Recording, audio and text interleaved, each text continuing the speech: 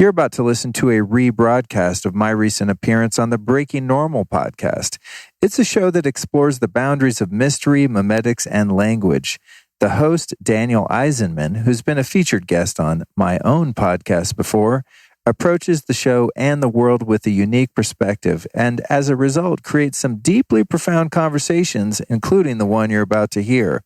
This was one of the most real, raw, and far-out guest appearances I've done to date, and I thoroughly enjoyed this opportunity to get weird and wild in the realms of metaphysics and spirituality. Here's what we talked about in this eye-opening conversation. The prayer that made this interview so special, creating with deep intention, my barometer for success, the fact that every person on earth is always doing what they think is best, no matter how bad it is. The precursor to forgiveness that helps you forgive everyone every time. Catching a passion for spring water and why I believe it's the best water choice on the planet. The difference between God and spirituality, struggling with imposter syndrome, my understanding of and relationship with a higher power. And finally, Daniel and I unpacked the insane amount of supplements and nootropics I took before this very interview. Spoiler alert, you can probably tell the vibe was abnormally lit, and we let you in on the secrets to what made that possible. Enjoy this rebroadcast of the Breaking Normal podcast, and make sure to get over there and check out Daniel's show. It's one that I truly enjoy.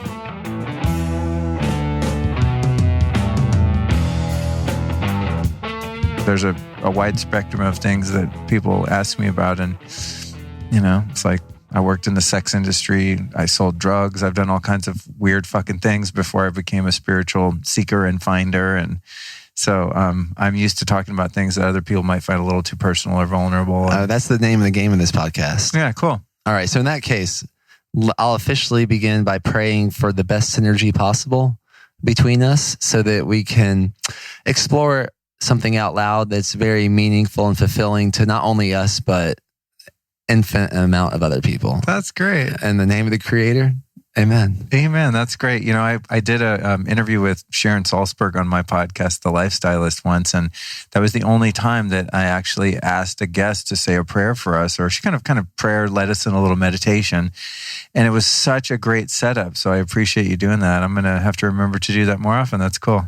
Wow. Thank you. Do you have a prayer that you would like to share? And under the context with our interview earlier, I believe we're praying already. But if there's something that you want to intentionalize in this creative constraint of whatever is going to be 40 minutes or so, I would love to hear about it. Man, for me, it's like the barometer of success is always doing my best to serve the highest good and knowing that I'm included in the highest good. So if I say the highest good for all, that means, you know, the ex-wives, the teachers that beat you, everyone that's ever, you know, harmed you or crossed you in any way, the highest good for them and all the people you don't know and yourself. So I'd like our conversation to serve the highest good. Okay, great. Yeah. And on that note, what I was imagining was my imagination of Yeshua or Jesus Christ carrying the cross to his execution in a way, to his crucifixion, and doing it voluntarily.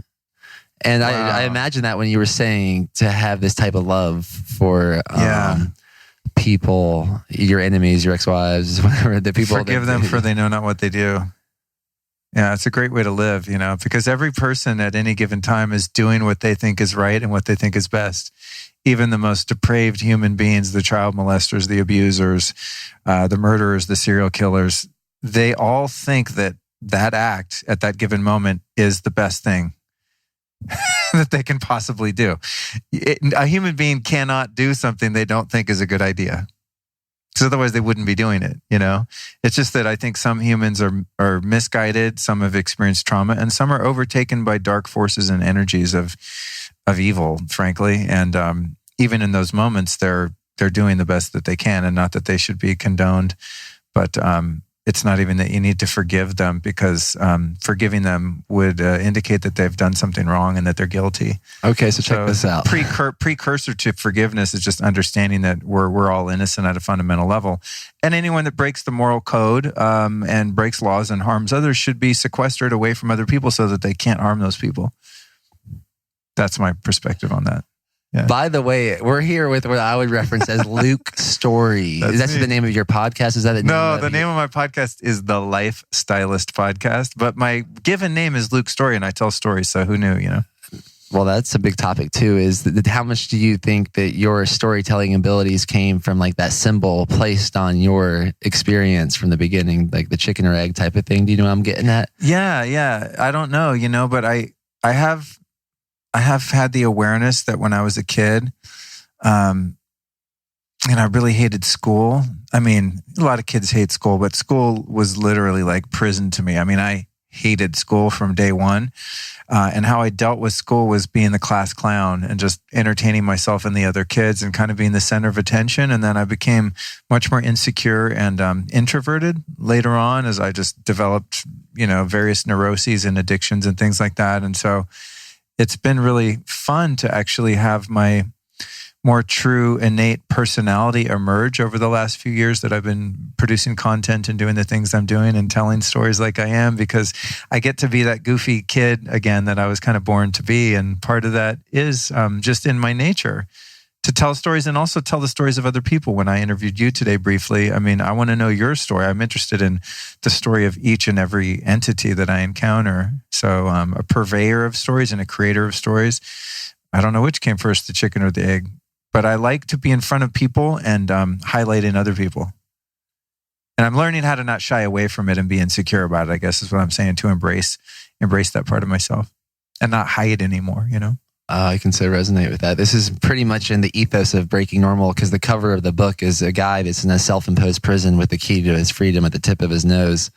And the subtitle is Rewild Your Inner Child and Set the Truth Free. And I think that that's cool. It sounds like maybe there's a natural archetype for you as a jester of sorts. Yeah. And like calling up the bullshit in a fun way. Yeah. And a translator too, because I think for some people, say, making esoteric, really far out woo-woo spiritual concepts and practices believable and applicable is difficult. And you need an intermediary to break them down to their fundamental parts so that you can implement them in your life. And the same would be true of biohacking technologies and some complex, more scientific applications of data and technology. And I'm okay at talking to people on both ends of that spectrum and translating that information for people, for the layperson that can go, okay, cool. Now I get why I should do this kind of breath work, yoga, meditation, prayer, studying, etc., and why someone might want to endeavor to go poop in a jar and send it away to check their gut biome or whatever, you know what I mean? Yeah, this is bringing up a lot of things. One is just after our podcast, a little after our podcast, I was doing some breath work with Troy Casey. Oh, I love Troy, man. I interviewed him yesterday. Cool dude. Yes. Cool dude. And he was asking us, like, after an exhale to hold your what is this called? Around your sacral or sex center. You call that the mulbund. The mulbund. Mulbund, yeah. So he was asking people to flex that. And otherwise known as it. the taint. Oh, yeah. And then someone else spoke up and was like, basically, that area between your asshole and your balls, you just there's a spider web kind of structure there and you tighten that. Yeah. And then the person was like, oh, thank you for speaking English. So I saw like that translatable force already experienced, like, since I met you last. And I love watching yoga teachers try to not say genitals or not say rectum. Like a yoga teacher would be like, okay, tighten your bottom region sort of down there. I'm like, just say pucker your asshole. Let's just be real about it. So, or not. Actually, that doesn't sound very nice. I want to hear that. This is the point. That there is finding the balance of extreme honesty has been an art for me. Because there is a sacred, like, maybe I don't want to use it. I think something about asshole. Asshole is not a pretty word. I'm someone that swears a lot, for better or for worse. And just calling someone an asshole doesn't have the connotation. But if you talk about a person's asshole, it's just like gross. I don't like the sound of that at all. Weird. And I don't even know if I knew that until I just said it in that context. I'm like, yeah, I don't think I want to say that or hear that. Wow. Thanks for catching yourself in front of me and calling yourself up in front of me. It reminds me to do the same for myself. And that being said, how I described, like, how I was like, I don't know Luke that well. I was telling Greg, I'm like, wait a minute. Yeah, I know Luke really well, because what I know about Luke is he's passionate about spring water. And even though that's a little, that tells me a lot. Oh God, that's my thing, dude. Yeah, tell me about this. When did you catch a passion for spring water? What does it mean to you? You know, it's funny, when I used to hear, go to conferences and hear David Wolf and later Daniel Vitalis talk about spring water, I was like, oh my God, this makes sense. You have this water that's been purified by perhaps 10,000 feet of filtration material at the top of a mountain that springs forth almost magically, as if the earth has decided that water is ripe and has come to fruition and is ready to feed the animals, plants, humans, springs, brooks, then rivers, then the ocean, and the whole hydrological cycle. It became fascinating to me. So I started collecting spring water, and then realized shortly after I began doing that I was doing that when I was a kid. I used to go out with my grandmother in a place called Evergreen, Colorado, which is a bit west of Denver in the Rockies, kind of on your way over the Continental Divide, and somewhere near Golden, I think, ish. Anyway, she used to take me out and we would collect spring water, and we'd bring these glass jars, and it was like a normal thing. It wasn't even like, okay, Luke, we're going to go get spring water. We would just go out and take these little walks in the sun and hikes in the spring, and we'd bring these big bottles of spring water home and drink it, and it was cold and crisp and delicious, and it was a connection that I had to my grandmother and to the land, and had lost that memory until I started collecting it again. And so it was a new thing that was actually not new to me. And my experience of it is that it's literally Mother Earth delivering this nectar, this sustenance. And it's my belief that the earth, the planet itself, actually makes water. That there's some water that's been through the hydrological cycle, meaning ocean water has precipitated. What the hell is that word? Precipitated, I think, up into the clouds, right? And becomes a cloud. And then the cloud travels from the sea over land and either rains or snows onto the mountains. That water then either seeps into the mountains and becomes aquifers, which eventually become springs, or it trickles down the mountains, becomes rivers, and goes back into the ocean and back up again. That's one side of water. And you could say that water is pristine if that cycle's been long enough where it has been cleansed from industrial pollutants, right? But then there's also water that is called primary water. And I've done a little research on this. And that's water that's actually never been above the surface of the earth. So we don't know. Perhaps it's 100,000 years ago, it was ocean water that went up and over and back into the land and is now underneath. But there's been testing of waters that proves that it's actually never been on the surface of the planet before, which would indicate that the planet made that water. And that's the chronic ass spring waters, the primary water. And you know it when you get to a spring that's like 10,000 feet up. There's a spring outside of between Meeker and Newcastle, Colorado on the I-70. It's near Glenwood Springs, for reference, right along above the Colorado River, maybe I want to say 8 miles up, but it's really high up.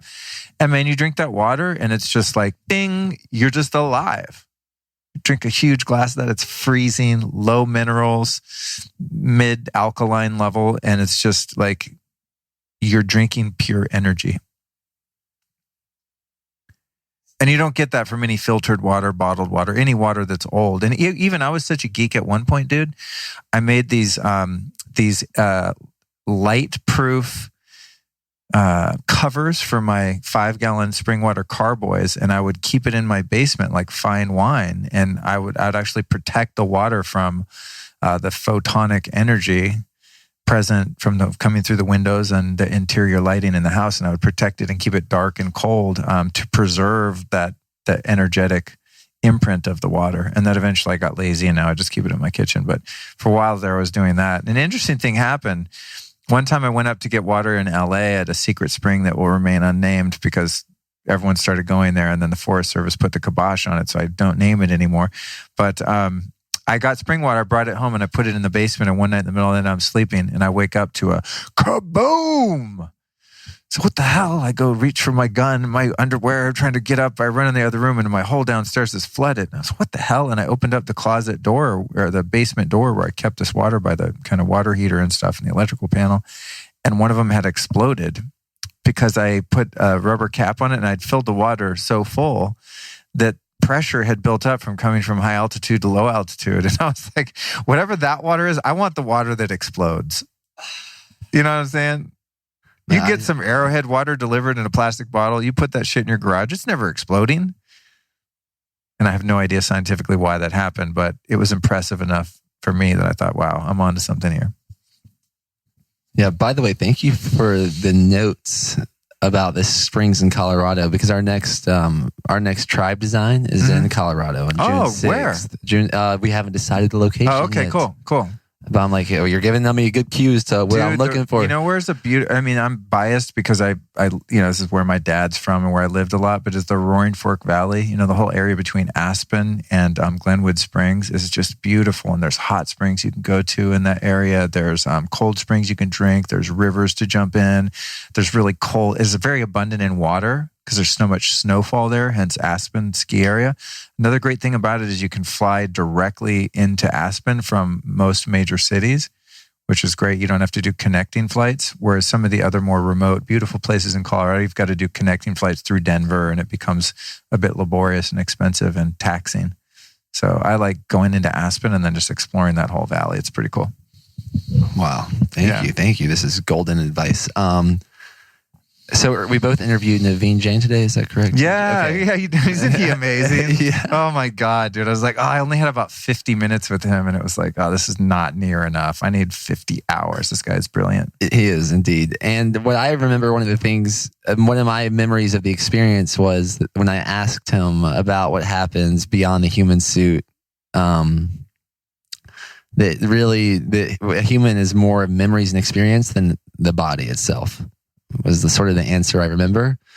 So I was reminded of that when you were talking, and because I have so many memories and experiences around not only everything you said about spring water, everything you said, I'm like, hallelujah, thank you for speaking up in a way that I haven't even spoken in that way myself. I've spoken about spring water in so many ways, and I haven't spoken about it in that way. So it's like a new language for something I greatly appreciate.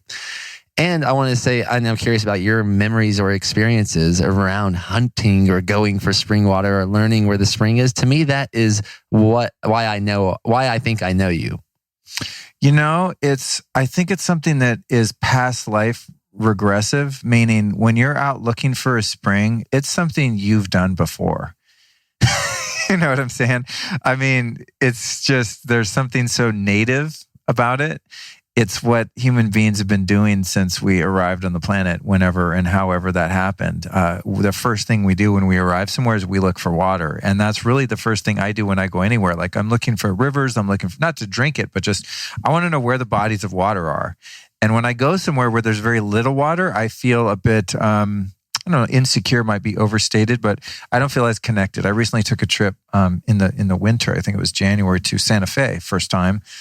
And I got the sense, wow, I bet when there's trees here in Santa Fe, this is beautiful. It was a little dead looking there, energetically a little depressing, frankly. But what really struck me was there was no water. And so when I go somewhere, it's like, I got to know where the water is. But when you get out into nature and you're looking for water that is clean and safe to drink, that is, the best essence of hunting, because before you need to go find a rabbit, squirrel, elk, rat, lizard, fish to eat to survive, you need water. That'd be the first thing that you go look for. When we go to other planets, the first thing we look for is water. It's what we're made of. Your tears, your semen, your blood, your lymph, vaginal fluids, everything you can think of that comes out of the human body is basically colored water, smelly water in some cases, So it's the fundamental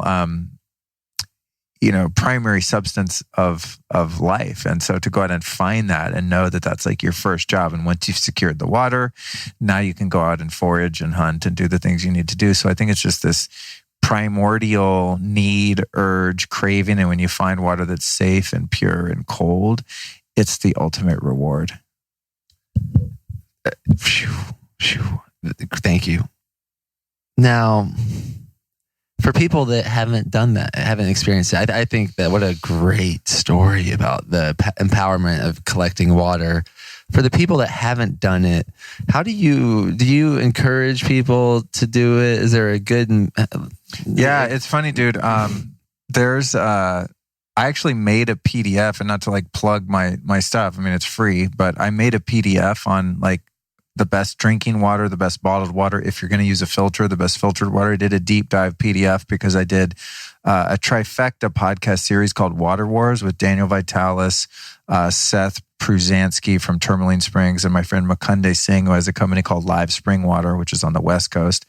And I did a real deep dive, and everyone's like, okay, so we see the info, but where's the answer? And so if you go to lukestorey.com/water guide, there's just a free webpage there that you can download, and it has kind of my protocol. But in short, one thing I'd like to say for people that don't get there and do that, I really wish I had the one that you have to give your email for, but I forget. I think it's lukestorey.com 185 maybe. No, 85? I forget. Anyway, look up Luke Storey Spring Water. You'll find it.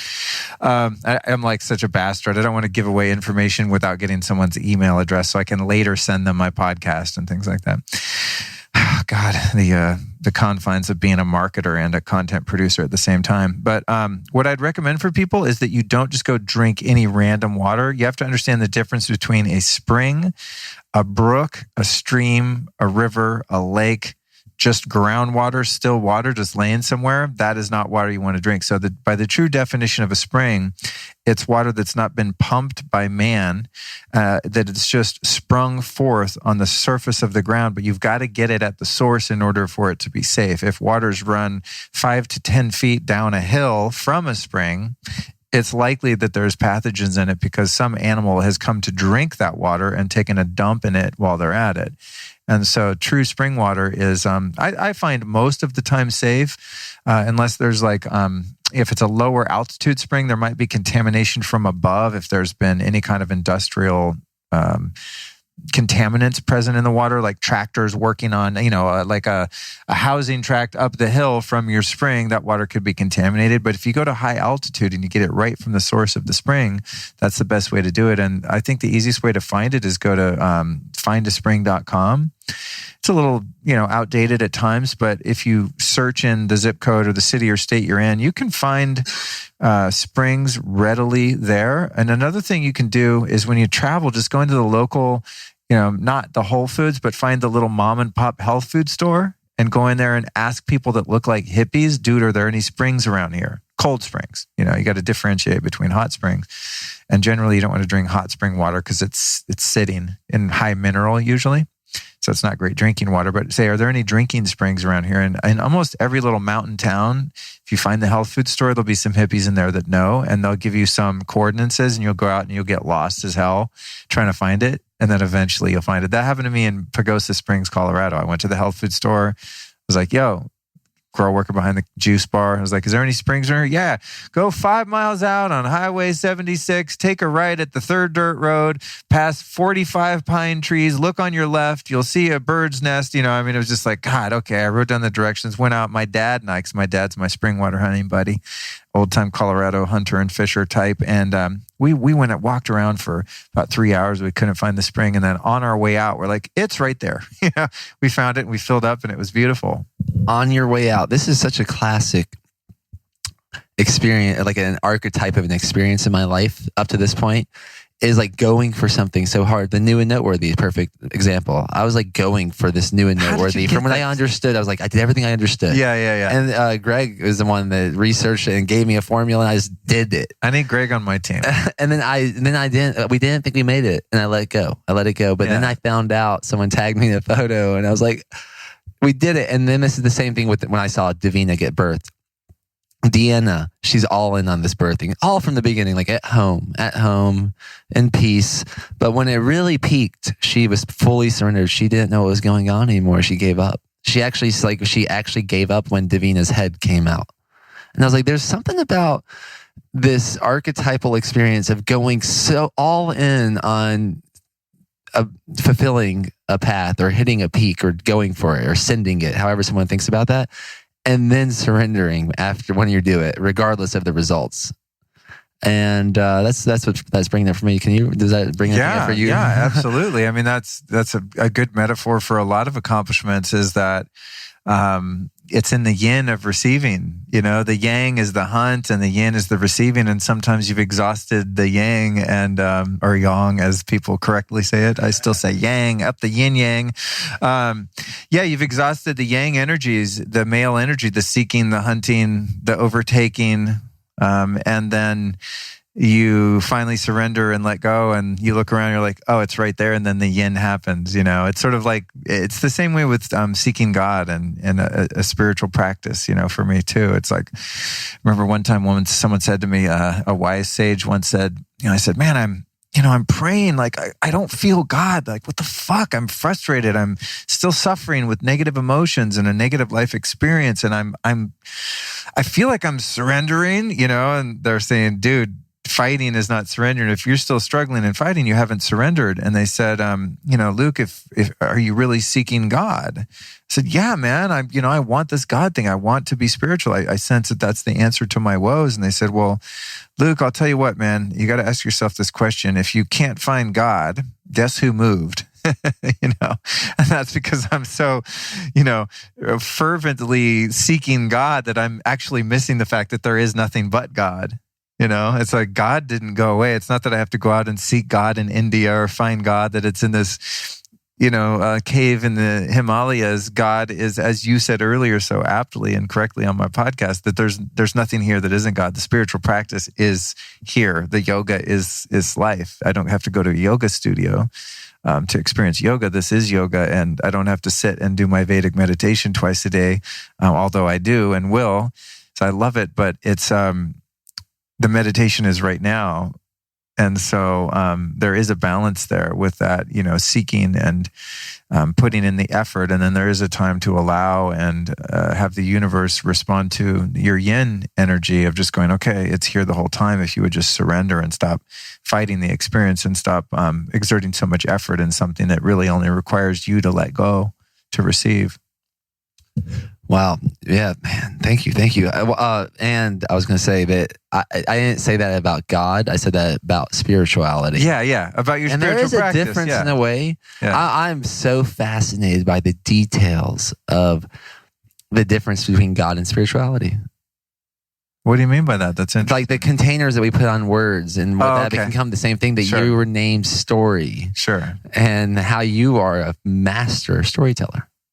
Really, you're a master. Oh, cool. That's funny. I never think about that, but I'll take that. I'll allow my my insecure ego to take that in and own that, It's a funny thing about humility and ego and things like that is there's this thing I learned about years ago called false humility, where you won't take a compliment because you think that you're being prideful, when in fact you're being prideful to not take the compliment, right? So I've been practicing for a while now. If someone says, hey man, cool haircut, cool shoes, great podcast, I go, yeah, you're right. It's awesome, right? But I'm not taking ownership. I'm just saying, yeah, this thing's been given as a gift. It's manifested, which I had very little to do with. And I'm celebrating its awesomeness too. Because even if you come up with what you think is an original idea, you didn't actually create the idea. You're reaching up into ethers and you're writing Stairway to Heaven or you're painting your Mona Lisa, but it's not you doing it. You're just a conduit for this higher source of inspiration, intelligence that's doing it through you. So you can actually learn, I think, to take ownership of that because you're not taking credit, right? It's ownership, not credit. It's going, yeah, wow, thank you. Wow, okay, I'm a fucking master storyteller. Thank you.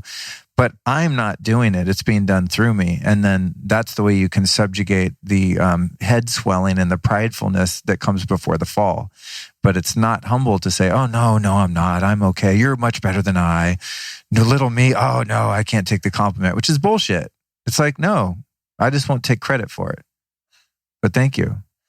I'm going to put that on my website now, lukestory.com, master storyteller. Da-da. No, I won't, but I appreciate it. It's good. Because I struggle with imposter syndrome still, even though I've been successful in a multitude of ways. I still, I walk around this conference and I think 5 people come up to me, hey man, big fan, love your podcast. And I still think, yeah, but why am I not on the stage with Jim Quick and Naveen and Dave Asprey? I'm a loser. Like literally, my mind still does that shit. Thankfully, I have an awareness of it and I go, shut up, mind. I'm doing my work, and my work might not be to be on the main stage. My work might be roaming around the halls, recording podcasts and meeting people that I've inspired. You know? Yeah. And I would say that maybe I judge some of your main work to be you being aware of what you just told us. Oh, interesting. Yeah. I guess I admit shit like that sometimes, and I realized, a lot of people have those experiences, but they won't talk about them maybe, you know? Although I think it's becoming more prevalent that people are exposing shadow, not shadow as evil, but shadow as the unseen, the hidden aspects of their consciousness, mind, ego, personality, and saying, oh, that's interesting. Look what I just noticed about this arbitrary thing known as my personality. Sometimes it observes itself as smaller than or less than, but who's the one looking? The one looking is my higher self going, funny, look what the mind just did. Look what the ego just did. Who's the one that's witnessing that though? That's the person that I want to bring to you and into every relationship and interaction, is the higher self that's using the personality, the ego, the sense of humor, the talents, you know, to express itself through that, to use the physicality, the personality, the mentality, the intellect, the speech, the storytelling, to tell the story of the higher self and to tell the story of connection and love and consciousness.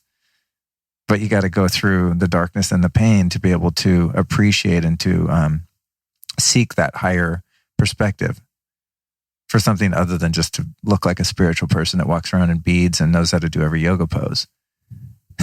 Yeah, I think I'm getting, like, what I'm getting at is there's a parent, like the parenting, you mentioned how challenging that you imagine that could be to your current lifestyle. I looked at your baby on Instagram, like, wow, cute baby, beautiful wife. I'm like, that looks awesome. But at the same time, I'm like, I know that it's work, you know, too.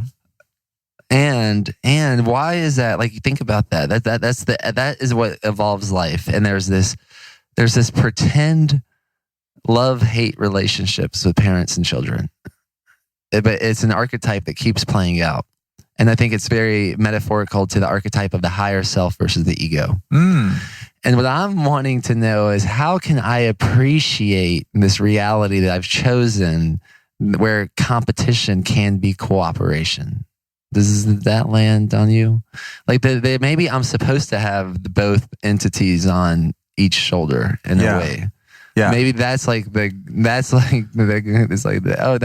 Wizard of Oz. Like, oh, there's another layer to this. Yeah. Well, I think two things. One is going the way of the mystic, the sage, the saint, can be a cop-out because you're not still doing your earthly deeds and you're not demonstrating, you're not sharing. You're in the cave and maybe 100 people come see you in the course of your life and you've achieved enlightenment. And then there's the householder's version, which is embracing your humanity, your physicality, your sexuality, your hunger, your cravings, your attachments, still living within the physical realm, but having a connection to the non-physical realm, but being aware and operating in both worlds. Then there's the part of the Tony Robbins route, you know, which is kind of really having an awareness of ego, but really harnessing and using ego, using personality, using physical stature, power, energy to motivate, inspire, kick people's ass. You know, that's another approach. And I have respect for both. I have respect for the renunciate that's like, cool, I'm leaving all my worldly things and family and I'm going to walk the streets of Rishikesh, you know, I'm going to do that thing and I'm spiritual now and I put the ink on my forehead and I'm out. Bye, you know, 401k. I'm doing the spiritual thing. Nothing wrong with that, but I like the middle ground, you know, where you're going like, hey, I'm still a person. I still like to have sex and eat a steak and also meditate. And also, yeah, sometimes I do feel insecure and sometimes I do get pissed off at people and sometimes I am triggered, but I'm also deeply spiritual and committed to God. And I have a life that's based on service and based on my dharma and not my karma, you know? And I think there's room for both. The mistake is, and I think you alluded to this earlier, is in demonizing the ego self, the personality, the body and its needs, you know, the instincts, the animal self, and saying that's wrong, that's bad, and getting caught in that duality that you can never win because your humanity is always going to keep showing up. As long as you're in a physical body, no matter how enlightened you become, you're still going to be an asshole once a year for a moment. It's like you're still going to have a craving that doesn't serve you. You're still going to be selfish to some degree. You're still going to, love the applause and attention and approval of people, because the human animal is just wired with certain instincts that there's no getting away from. And the minute those instincts are gone, or you could say your ego's gone, you're just going to roll over and leave the body. And that's your time to ascend physicality and go back into the ethers, wherever that is and whatever that looks like. So I'm embracing the human experience as much as I can, but also doing my best not to be completely and unconsciously prey or victim to those wants, needs, desires, attractions, and aversions. And you categorized getting applause from people from stage in a category of things that sounded very egoic. I was curious about that part. Well, every human being has the tribal instinct, right? I mean, there's two guys in the room. You, this guy. This fucking guy over here. I'm like, this guy. Sometimes that comes out. I don't know why. I want you guys to think I'm funny, smart. I want you to respect me. I want you to support me. I want you to be my friend. I want you to tell people about how awesome Luke's story was. I want people listening to that to go to my website, to give me money, to do shit, go to my events, lobby for me to be a main speaker at the Bulletproof Conference next year. And that comes from that herd and tribal instinct that the human body is born with. Like, we need the safety and security and love of other people. And so, to me, that's something that I've wrestled with, because when that instinct, like any instinct, say for food, shelter, security, sex, when that overreaches and is just left unbridled and left unattended, then you enter into a situation where everything's a performance and you become narcissistic and self-obsessed and you feel like you're on film everywhere you go. I mean, I've lived like this, where every word I say is for someone else and I'm giving my power away and I'm addicted to approval. And I become a people pleaser and a doormat and just constantly walking on eggshells and hypervigilant for whether or not that instinct is going to be fulfilled or not, because I'm living with the fear of death. Surely 50,000 years ago, if you were ostracized from your tribe of 50 or 60 roving hunter-gatherers and you fucked up and they left you behind, you would surely die to the elements or predation, right? So we're born with this like, okay, don't rock the boat. We got to be accepted. We have to be liked by our tribe, which in this case would be this conference or the listeners to your podcast. So that's there and there's no getting away from that. But when that becomes pathological and now my higher self is in shackles and can't actually express itself because it's being bound by the fears of the ego, then we have a problem. Then I'm not really truly living life for myself. I'm living life for other people and out of the fear of death ultimately, because that's where that leads to. I walk through the halls of this hotel and everyone's like, aha, we hate you, you suck, get out of here. And I'm, say Donald Trump walked through this hotel of liberals, like the hate that he would get exposed to. If he didn't have a sense of self other than that, he would feel the fear of death, right? And so I acknowledge that I want to be liked and I want to be popular and that God gave me that as a survival tool, but I have to have an awareness of it so that my higher self can overcome that and I can live as a free man and, like or not be liked and be okay with that and not be at the whim of every person's approval and opinion of me. And that's how you don't take shit personally either. It's like, I'm not for everyone and that's great. I don't want to be for everyone. How boring of a world it would be if everyone thought Luke's story was awesome. You know what I mean? There's a lot of people in the public square that I think suck, and that's good because they have 2 million people that think they're awesome, I mean, you could think about the president of this country at the moment. Half the country loves the guy, half hate him. It's just the ones that hate him are in control of the media, so it seems like there's more people that hate him, but there really aren't, I don't think. So it's like, I mean, if you travel away from the coastal cities, you would get a different opinion is what I'm saying, or people that aren't completely controlled by the media narrative. So it's like, it's not about being popular. It's about being popular within your own self and finding that self-love and acceptance. And then you become less addicted to the outside exogenous sources of love. And actually, as we were saying earlier, I think you talked about this, that when you're less addicted to the exogenous sources of love and approval, affection, etc., then you don't need it. And then all of a sudden the tables turn and the people outside of you kind of need you and they're looking for your approval. Were you the one saying that today? Yeah. I interviewed like 15 people today. Yeah, bro, I'm on a bender too. I'm like, wait, who said what at this point? But exactly. You're saying things that I'm like, Am I saying this? Right. But as you're saying them, I'm wondering if I'm saying them. I think what it is, dude, is I'm a fan of human psychology and just looking at the many, the multitudinous aspects of the human experience, from the highest spiritual God connected to the lowest animal, Komodo dragon. I'm going to spit, bacteria in a cut that I made on you with my teeth, and you're going to start just evaporating in about 10 minutes, and I'm going to eat you. I mean, that would be on the lower spectrum, right? To the highest angelic realms. And I think that the whole human experience is really, really interesting. And if you have awareness that that spectrum is potentially available to you within your life, then you have more license to operate on the spectrum where you want to, when you want to, when it's appropriate. So if you need to be the guy on the main stage here, you can't come out and be Mr. Humility. You're going to come out and be like, here's why you guys got to listen to me. I know what the fuck I'm talking about. Mm-hmm. You guys with me? Yeah. And then you're doing the Tony Robbins, But sitting down one-on-one with someone who's going through a divorce or just got diagnosed with cancer or ad infinitum trauma experience, that doesn't work. Then that's a hug, that's loving, that's crying on each other's shoulders, that's opening your heart, that's being your highest angelic godly source with no personality and no enthusiasm and none of that shit, because it's not appropriate on the spectrum in that particular moment. But if you have an awareness of those different spectrums, then you get, I think, more finely tuned at demonstrating those and using those energies when and where they're appropriate. And again, as we said in the opening prayer-ish, that it's according to what serves the highest good in any given moment. I mean, I have situations sometimes in life where I'm super hardcore with people, like on social media. I'm just like, shut the fuck up, you're blocked, I'm done. And that's my higher self going, nope, not a fan. I'm out. You're wasting my time. And that for me is a spiritual practice as much as being there for someone in a very loving, warm, open-hearted way.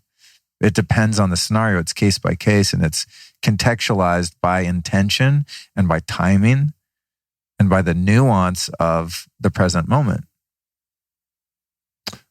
Yeah, I feel like my answers are like not even answers to your questions. You know what it is? I've been interviewing people all day and they've been talking and I'm sitting there going, listening. And now I'm like, I'm set loose on the mic. Yes. So anyway. Yes, welcome to the stage. Yeah, thanks. We've all been here the whole time, but we share it sometimes for fun. Yeah. Thank you for being here. Thank you for showing up. Oh, whoa. I think we've been talking about the yin yang almost the whole time in a way. And one thing I want to ask you, because God has been referenced, what is God to you? It's absolutely everything that we see and experience. It's the thing that can't be named, that can't be quantified. It's the container that's holding everything, and it's everything in the container all at once. It's in other words, there's like nothing that we can conceive of that's not God. So God is that Formica table right there, because God's the thing that's holding it together. It's the energy that's holding those atoms and electrons together and keeping them spinning at a certain frequency that create something that appears to be hard that we can set our computer on, and then God is also the sense of love and belonging that we have for one another, and it's our emotions, and it's our thoughts, and it's everything we see visually, everything in the universe. It's this facsimile reality that we live in of the material world that we get to come play in and embody physicality so that our consciousness can find a single form to operate within, to learn from. It's all of that. It's like, it's the school, it's the curriculum, it's the classroom, it's the students, it's the teacher. It's all of it. And that's where I was lost for so long, going off like, I got to find God. Is it in India? Is it in Montana? Is it in being a vegetarian? Is it in being keto? Is it in 12-step groups? Is it in A Course in Miracles? Is it in this book, that book, Eckhart Tolle, this, that? And it's like, the answer is yes, yes, yes, yes, yes. It's in everything. It's in the prisons. It's everywhere. It's in war. It's in the whole human experience. In other words, for me, God has to be everything or it's nothing. It has to be genocide. It has to be famine. It has to be birth defects. It has to be big pharma. It has to be everything that I perceive to be evil, because without the spectrum of opportunity in the human experience, there would be no evolution and there would be no growth. In other words, there would be nothing to learn, right? If everything is utopian, as many people perceive God to be, the light and the love part, but not the rest of it. And I think that's where we miss it. So it's everything, it's turning on CNN, fake news, going like, these people are God. The lies they're telling us are God. The wars that they're lying to us about and the leaders that they're lying to us about and the leaders that are lying, it's all God. And it's all the cosmic joke. It's all the school of life. It's all what we're here to experience and learn. And without having, for me at least, a completely endless contextualization of that thing, then I'm still going to be off seeking God in the details rather than just having the whole of the experience be God. I'll be trying to find it in a church. You know what I mean? Maybe if I go in here, is God in here? Is God in here? It's like, no, God's the thing that made me have the thought, I think I need to find God. God's trying to find itself through me. I don't even call God a lot of the time, or a him. It's a him, it's an it, it's a thing. And people get pissed when you say God is a him if they're a feminist. And I'm like, it's not a him or a her. I mean, come on, really? We got to get past that. That's a problem right there. It's an it. It's an everything. It's not even an it, because then you could point over there and go, it's that. It's not. It's everything. I like the I am that I am. It's unnameable. I like that. Another one from the Bible cool. There. I am That's that. cool. When Jesus was asked who he was, I am that I am. Yeah. And then the Tao Te Ching, the best way to strip the power from something is to name it. Right. That's funny. I was talking to a homie of mine a couple of days ago, and I said, "How you doing?" He's calling me. He's kind of having a hard time. He said, "Man, I don't know what's been going on. I've been having anxiety attacks for the past few days." He told me about it, and I said, "Okay, well, you want to know how to cure it?" And I said, "Yeah. Stop calling it a fucking anxiety attack. What are you, a doctor?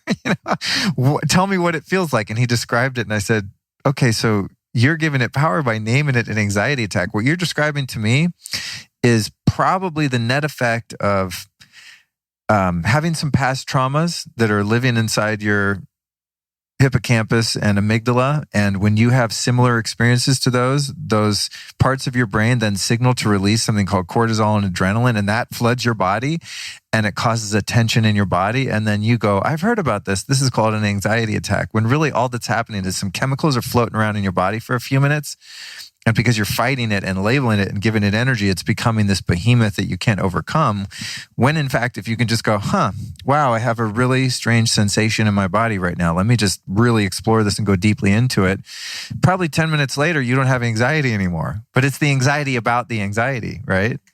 Feedback loop from hell, arguably. Yeah. Gnarly. Sad about sad, mad about mad. Gnarly. Happy about happy. I like that one. But on that note, yeah. I once had an experience. Maybe this is something we can share real quickly, where I was having a physical response. A lot of things combined. A lot of things. And all of a sudden I felt like I was having what I imagine people describe as a panic attack. Mm-hmm. And I told my wife where the hospital was, actually. I didn't know what was happening. I told my wife where the hospital was in case. And I'm like, I'm going to go lay down and I need your support. That's what I told her. And then all of a sudden she started guiding me through this experience, what I imagine other people would say is like a Kundalini rising. Where all of a sudden I was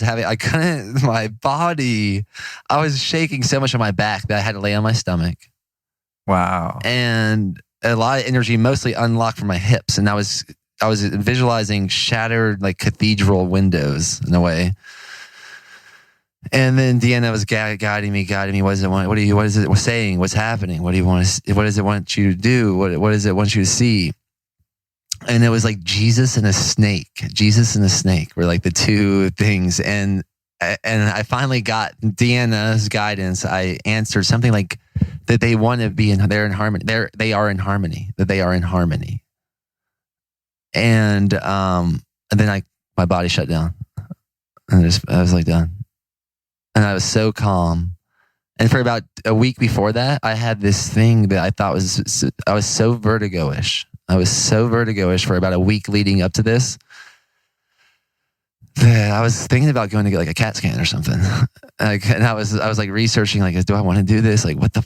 And I got acupuncture. I was doing it all. The acupuncture and some Chinese herbs really helped, but it really kind of cracked at that experience I had. I love those experiences. And I don't know if you can relate to that, because that was like a weird one for me. That was definitely a breaking normal moment for me. Yeah. I think because I used to do a fair amount of illicit drugs, that I just love those peak experiences, and I'm the type of person that could easily get habituated to even natural peak experiences. And I've had a lot of those. There was one time I was in Santa Monica, sitting there on a balcony, just like this one actually, in an apartment building with my spiritual teacher at the time, who was a biker that rode a Harley and smoked cigars. And we were sitting there smoking cigars, talking about God. And he started sharing some traumatic experiences that he'd had as a kid. And he started kind of tearing up, welling up a little bit. And he was just having a healing moment. And I just had this overwhelming sense of compassion and caring for him. And I started crying. And dude, it was so trippy. I'm sitting there and all of a sudden I start feeling this heat in my chest. And then my chest just starts like vibrating. And there's just this it was like, oh God, I was like, my body turned into kind of a puppet, and I was just like, and I'm just crying, tears just pouring out of my eyes. And it's just like my body had been overtaken by this energy of compassion and love. And I'm just like sending it into him. And I'm just locked into him as he sits and talks and cries. And it was maybe 10 or 15 minutes of this, but it was definitely the sense that I was being kind of visited by something, right?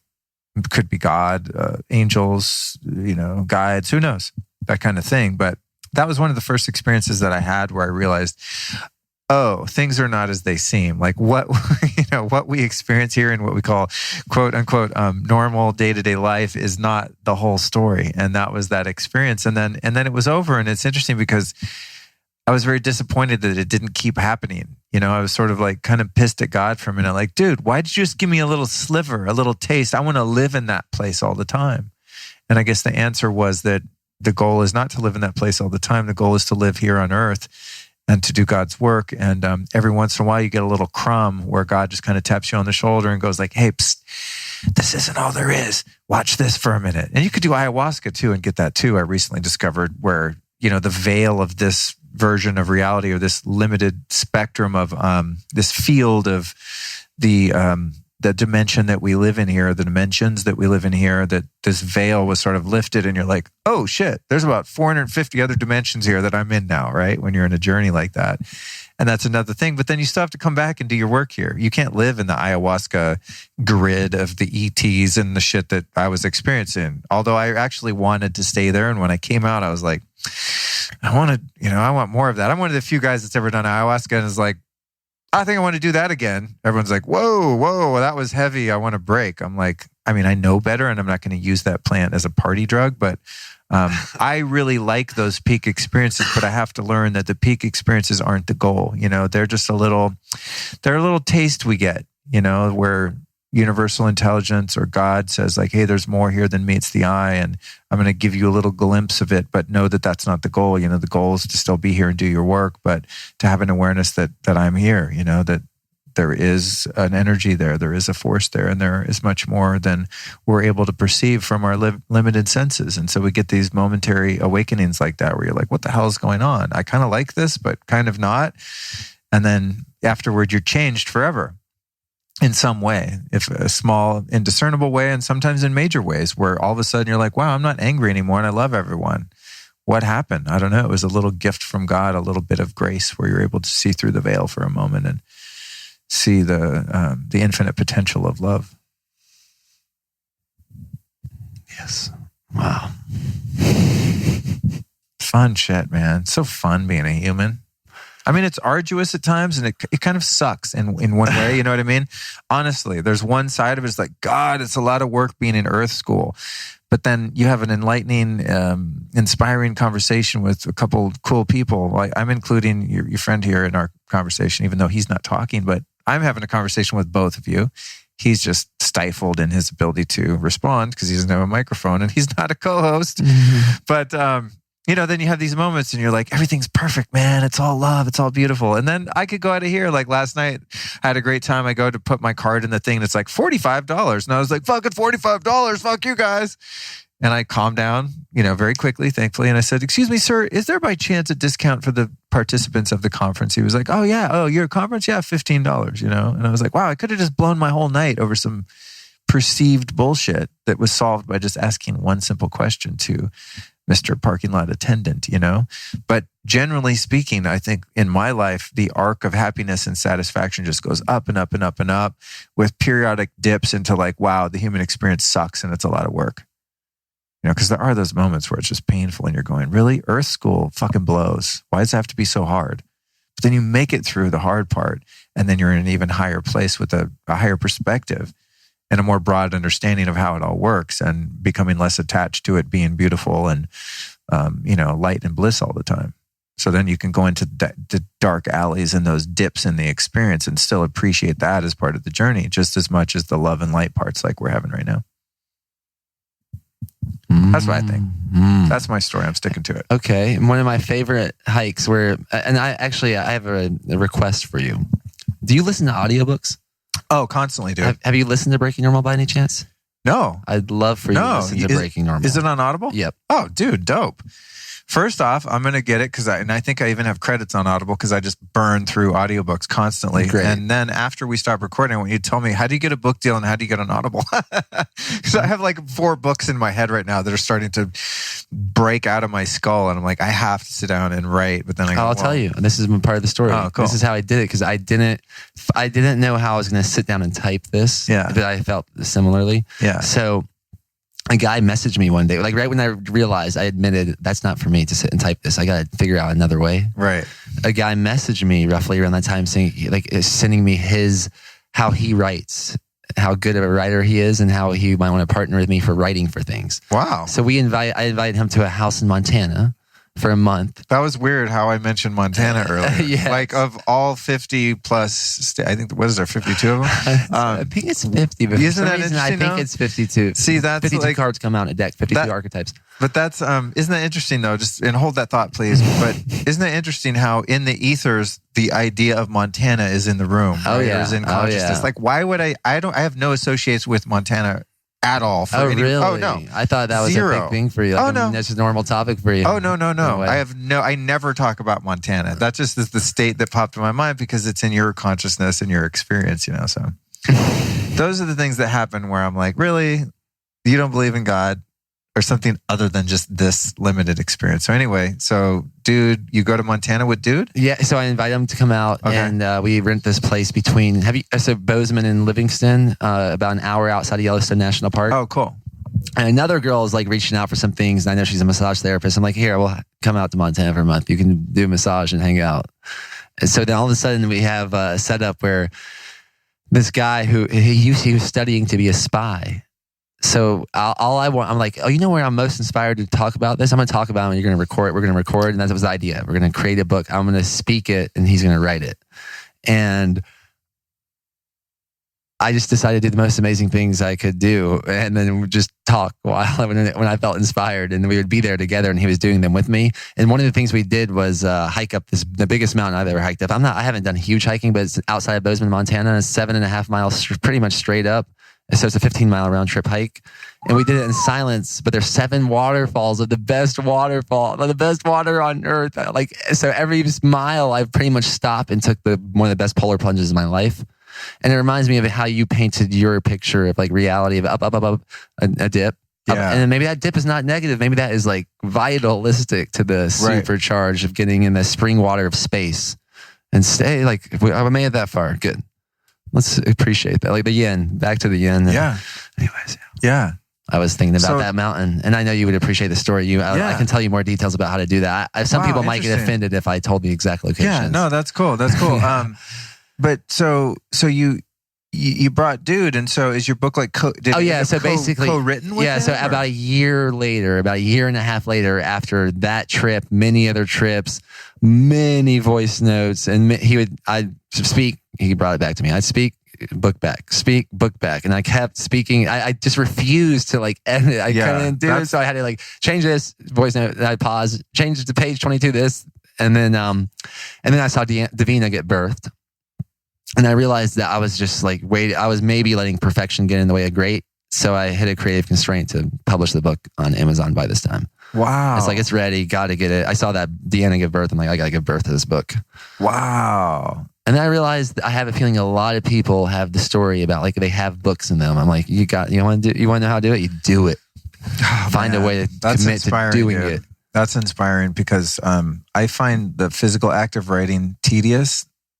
And so I've been trying to find I've done things where I take, a bit of audio and then have it transcribed and then edit it a little bit.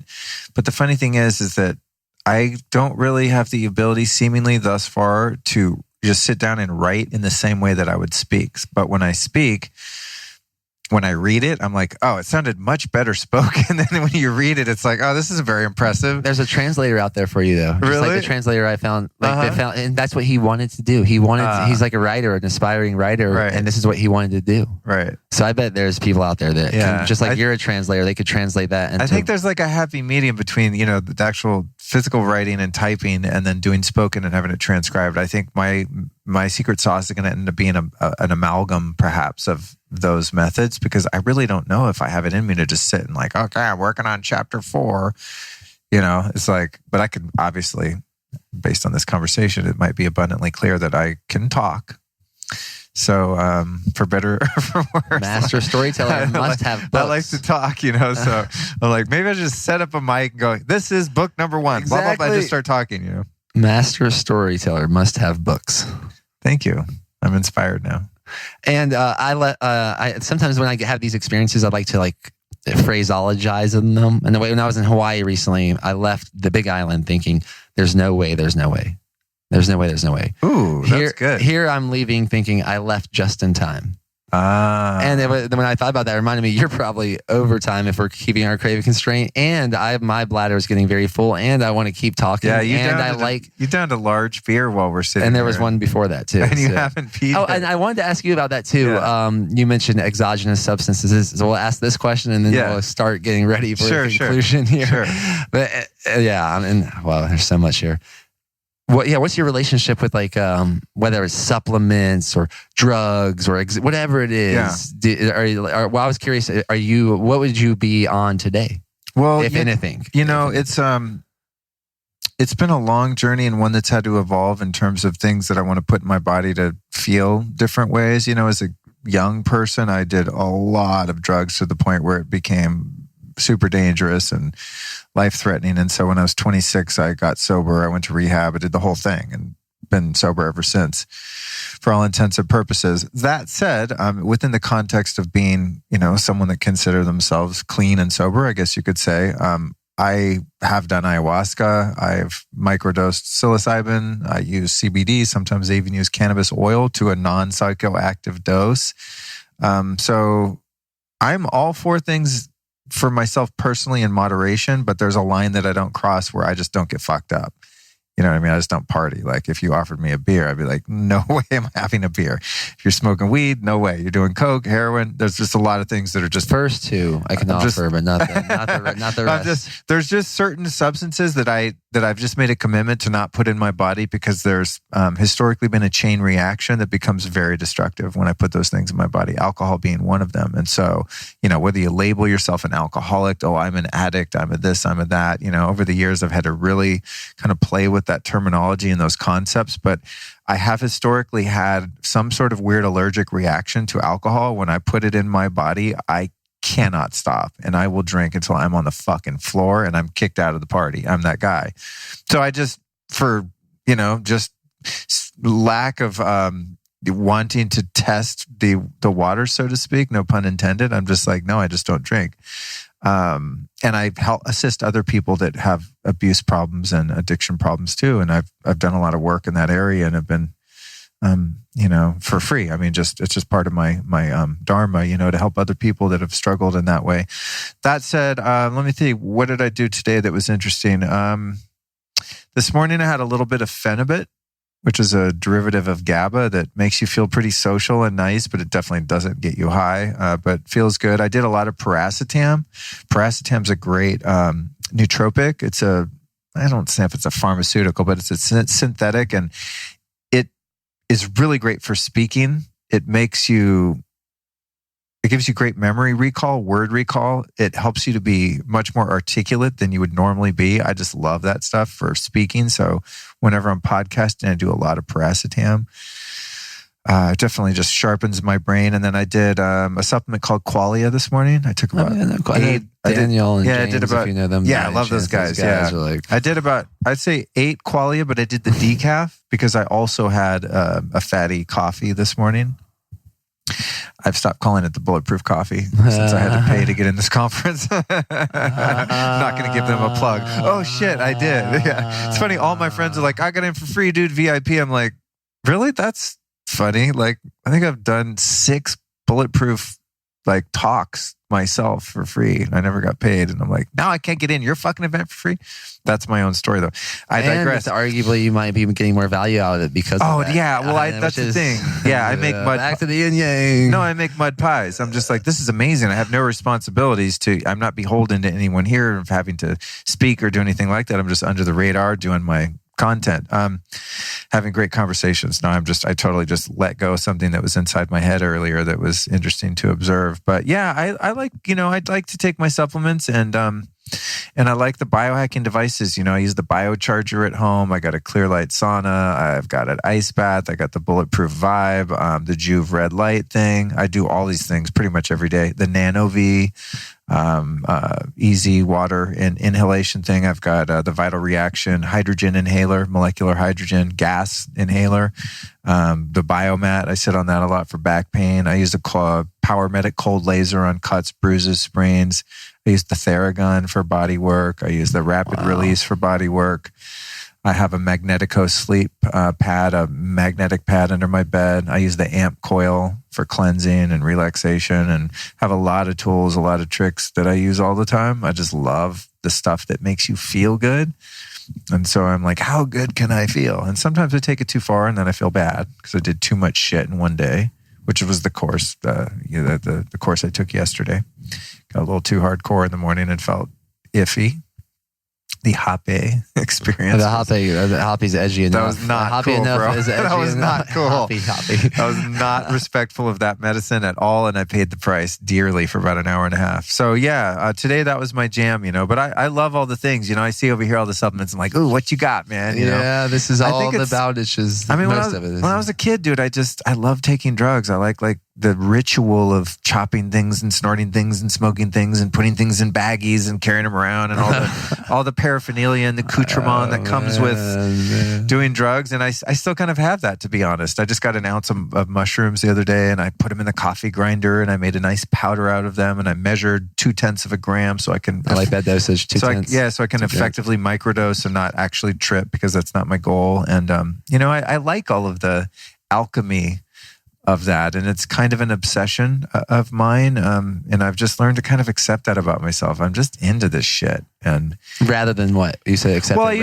used to be critical of myself and like, oh, I'm attached. I have these attachments. Okay.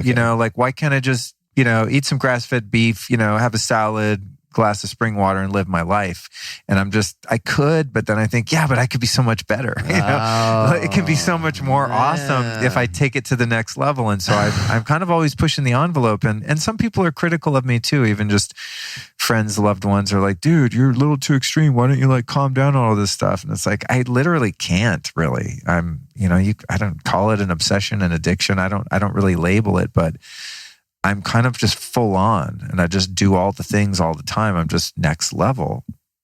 Yes, you are. So, I've had to just accept that part about myself. I'm just wired that way for the time being. And maybe someday I won't be, maybe someday I just, wake up, have a bowl of oatmeal, an egg and live my life. I don't know. It's just right now I'm like, what are the 50 things I can take this morning to just maximize my experience? And I've got a lot of them figured out. I have some cool stuff because I can take a normal person that doesn't do any of this shit. They come over to my house and I'm like, all right, give me 2 hours. Tell me how you feel right now. You have anxiety, you're depressed, you're tired.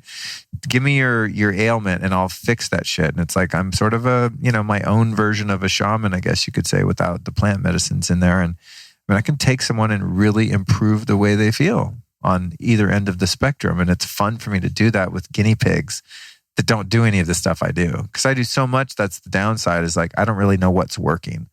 So if you're like, what's the coolest thing you did today that really had an effect? I go, I don't know, there was 100 things. So Wow. there's the ill effect of that is I don't know which one of those 100 was the real needle mover, if it was a combination of all 100, you know?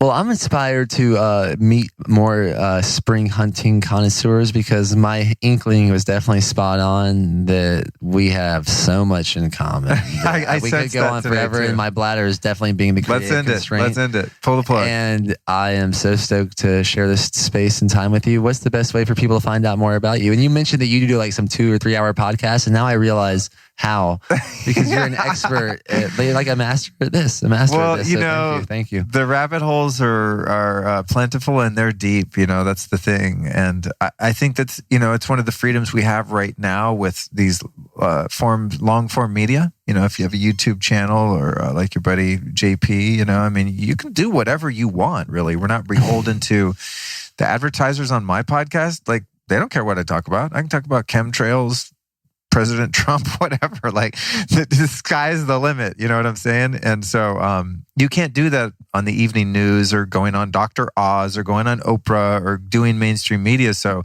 we're really fortunate that if a conversation needs to be 3 hours, it's going to be fucking 3 hours. If I want to say fucking 3 hours, I'm going to say fucking 3 hours. Right now in the United States of America, we have that freedom, and that's beautiful. And that's how information is being shared. So yeah, I tried to make my podcast 1 hour and it was just too annoying and stifling. So sometimes they're like 3 or 4 hours. If that's too long for someone, they just listen to another podcast. It's, you know, there's plenty out there. Or they listen to one part of your podcast or 30 seconds of their podcast. Yeah, and it whatever. just changes their life forever. It doesn't even matter, you know. Hey, listen, in the algorithm of iTunes, it still counts as a download if they press play. You know, good information. But anyway, people can find me at my site, lukestorey.com, STOREY, story.com. And then, you know, my main sort of voice right now is my podcast, the Lifestylist Podcast, 3 words, on which you were a guest today. I don't know whose will come out first, but I interview experts in the fields of spirituality, mindfulness, yoga, meditation, and biohacking, health, functional medicine doctors, people that invent natural cures for everything that ails us and stuff like that. So it's kind of a mind, body, spirit mashup on the show. And I put out one every week. And that's then kind of helped me create a platform where I go out and do my own workshops and public speaking events and interact with people and help to produce transformative experiences that will someday probably blossom more into the things that you're doing, you know, not in a conference center, but take people out to get spring water and do that kind of stuff. Yes, sir. Yes, sir. You know, you're inspirational to me in that way of being able to deliver knowledge to people and share that, that element of it, but do it in a way that's experiential, you know, like imagine like Tony Robbins and Wim Hof, you know what I mean? Like, you know, just doing an outdoor kind of thing where it's full immersion, but there's also knowledge being shared and, you know, people working through stuff, which sounds like what you're doing, which is cool. So yeah, you're pretty much describing the next tribe design in Colorado. That's June cool. 6th. It's amazing, dude. And the way you describe it too, the art of storytelling. Like what is a tribe? A tribe is a group of people sharing stories around a light to be less afraid of what's in the dark. Right. So the master storyteller is vitalistic. The person that's the master spring hunter is vitalistic. Thank you for being in your dharma and sharing your story. Dude, thank you for giving me a platform. It was so fun to cut loose after a long day of listening. Thank you.